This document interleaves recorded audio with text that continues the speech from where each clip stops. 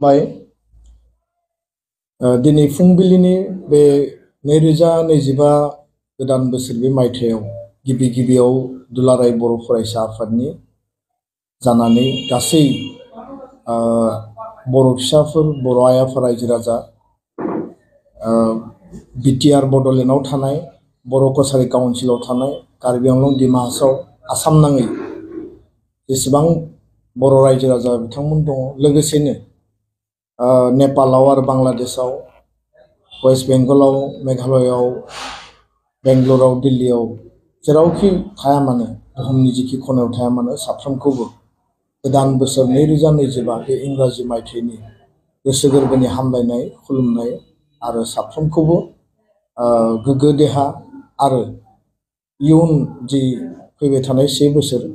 2025 बे जाफुंसारनायनि थाखाय आनान गसाइनियाव आरज गाबबाय। दिनैनि बे गोदान बोसोराव बे फुंबिलिनि समाव गासै बर'नि पर्टेल बे मिडियानि गेजेरजों बर' हारिनि थामोनथा रैखाथिनि थाखाय बर' हारिनि माहारिबाद बर' राव बर' हारिमु बेनि गासै बिथिंनि जौगानाय बेनि रैखाथिनि थाखाय दुलाराय बर' फरायसा आफादा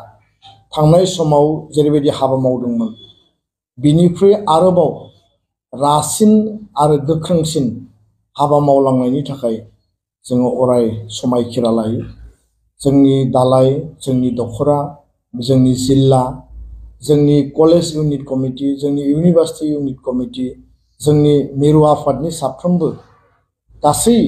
गोख्रों दैदेनगिरिफ्रा रोजा रोजा जोंनि मावथि जोंनि वार्कार्सफ्रा हारि दानायनि थाखाय जान्जि खाफ्रानानै खामानि मावलांगोन आंहा गोसोआव गोथौयै फोथायनाय दङ। दा बे बुब्लियाव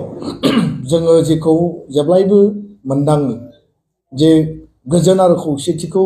जों जेब्लाबो हास्थायो आरो थांनाय समनि जे मोनसे दुं हाव हाव थासारिमोन दिनै बे थासारिखौ जोङो अभारकाम खालामनानै 2020 मायथाइनि उनाव बे गोजोन गोरोबथानि उनाव बड'लेण्ड ओनसोलाव आसामाव बर' हारिनि जे थामोनथा रैखाथिनिखौ बिथा खालामनानै जे गोजोन गोरोबथा खालामनाय जादोंमोन बिनि गेजेरजों दिनै गोजोना गायसनजाबाय आरो खौसेथिनि जे मोन्थोर बे मोन्थोरखौ लानानै बड'फाया जेखौ बुंदोंमोन बड'स अफ द वर्ल्ड इउनाइट बुहुमनि बर'फ्रा खौसे जानांगौ जों दिनैबो खावलायगोन जेसेबां जोंनि आफादफोर दङ जेसेबां जोंनि गौथुमफोर दङ आरो बियो माहारियारि आफाद फरायसा आफादानो जा लोगोसेयैनो जोंनि बर' हारिनि दैदेनगिरिफोरजों दैदेनजानाय राजखान्थि हान्जायानो जाया मानो जों खौसेथिनि थाखाय अरायबो साननांगोन हाबा मावनांगोन आरो जों आवगायलांनांगोन आरो बेखायनो आंहा गोथौ फोथायनाय दङ जे थांनाय समफोराव जिफोर एना एनि जिफोर जोंनि गेजेराव गोनो गोथो सानलायनाय गावजों गाव हिंसा हिंसि सानलायनाय दान्थे बिदान्थे बेफोरखौ जोङो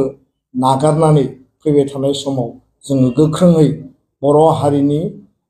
अराय जौगासारनाय आरो जाफुंसारनायनि थाखाय खौसेथिनि मोन्थोरजों बयबो हाबा मावलांगोन आंहा बिसास दङ। खारन भाइब्रेन्ट बड' कमिउनिटि दानायनि थाखाय बर' हारिखौ गेरेमसा माहारि दानायनि थाखाय बड'फाया जोंनि जे आदर्श होनानै गालांदों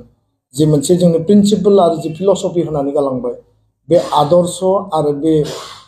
जे खुन्थियाखौ होसोनानै दुलाराय बर' माहारिया खामानि मावगासिनो दङ आरो दुलाराय बर' फरायसा आफादा जों फायखि बायदि भलन्टियार हिसाबै हारिनि निर्माणनि थाखाय हारि सेबा खालामनायनि थाखाय जों खामानि मावगासिनो दङ। बिनि गेजेरजों बिटिआर रिजन बड'लेण्ड रिजन बर' कसारी काउन्सिल कार्बि आंलंनि बर'फोरनि सेफगार्ड आरो बिथांमोननि जे मोनसे जास्टिस गासै बिथिंखौ जोङो एटेनसनाव लानानै 2025आव जोंहा मावनो गोनां बिबाना आरोबाव बांबावबाय आरो 2025खौ टाइमलाइन खानानै जोंनि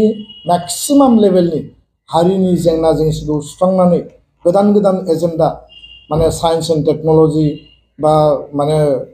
जोंनि जे माहारिखौ गोदान मोनसे बिथिंजों गोदान मोनसे धाराजों हारि दानायनि थाखाय जिखिनि हाबा मावनो गोनां दङ बेखौ जोङो सुस्रांनांगोन आरो खावलायगोन जे बे गोदान बोसोराव जाहाथे बयनिबो जिउआ रैखाथि गोनां जायो आरो जि मोनसे जौ जुवानि थासारि जे मोनसे उन्दै बैसोआव हाबा जानाय बा ड्राग्सनि जि थासारि दा गोदान बोसोरखौ वेलकाम खालामनानै बयबो पिकनिक जानो थांदों बयबो माने